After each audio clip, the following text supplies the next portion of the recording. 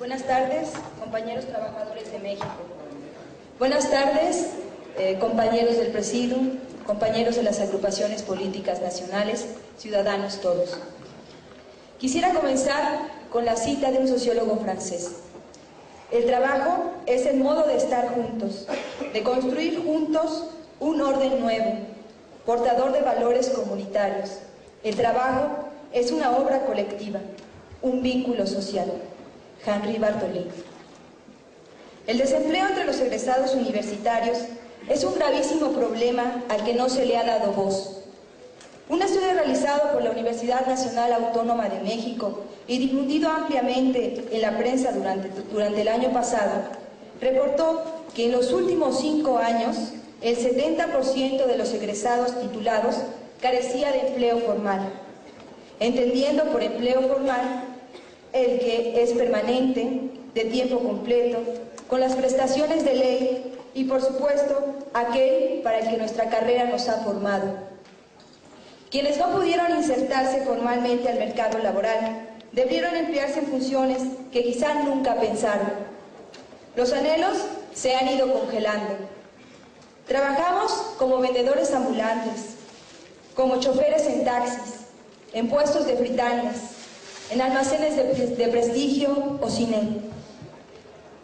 Antes nos parecía menos brutal porque no conocíamos a quienes lo padecían. El círculo nos ha acercado. Ahora el desempleo tiene nombre y sexo. Somos nosotros. La educación ha dejado de ser sinónimo de movilidad social. Las universidades son fábricas de desempleados. En la última década, el 80% de las empresas más grandes no ha creado empleo neto, mientras que en el mismo periodo, el gobierno federal ha decrecido en la creación de plazas cerca del 28%.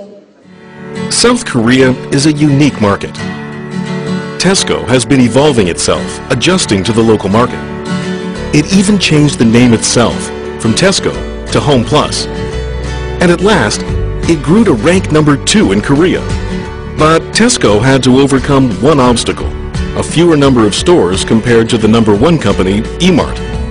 Mission: could we become number 1 without increasing the number of stores? We made an in-depth study into Koreans once more. Koreans are the second most hardworking people in the world. For them, grocery shopping once a week is a dreaded task. So we decided to approach these busy and tired people. Idea: let the store come to the people. We created virtual stores, hoping to blend into people's everyday lives. Our first try was subway stations. Although virtual, the displays were exactly the same as actual stores, from the display to the merchandise. Only one thing was different. You use smartphones to shop. Scan the QR code with your phone and the product automatically lands in your online cart.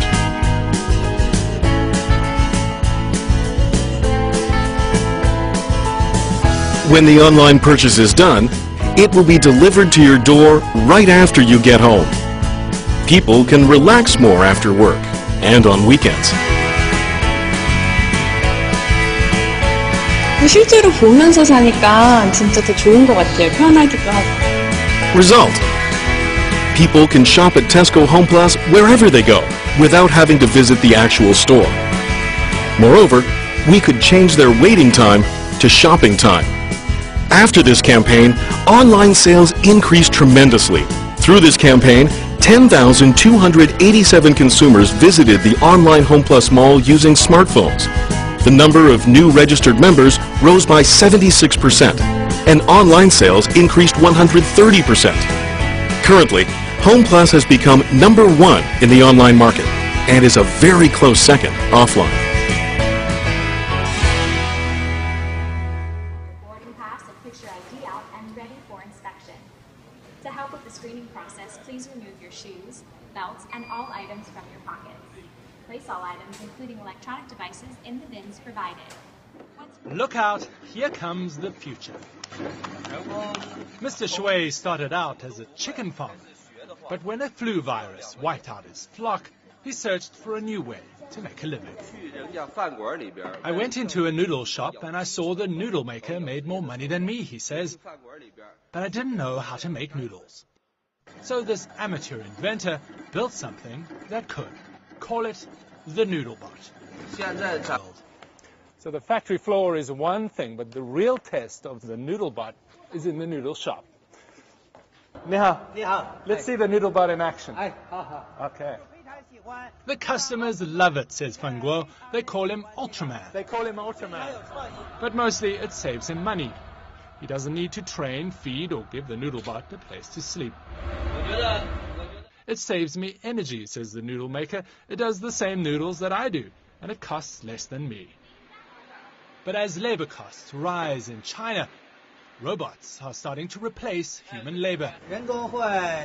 It's cheaper. In the future, the noodle bots could replace all the human noodle makers. Chopping noodles today. But who knows what's next for the noodle bot. David Mackenzie, CNN, Beijing.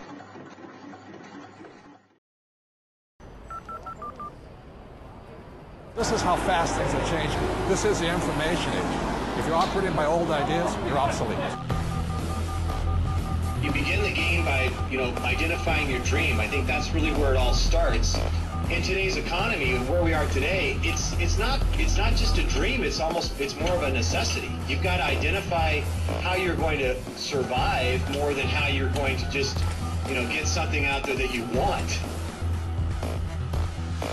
Here I am in New York City, financial capital of the world, surrounded by millions of people, most of whom will spend their entire lives working hard for money, but will have very little to show for it at the end of their life. An unfair advantage.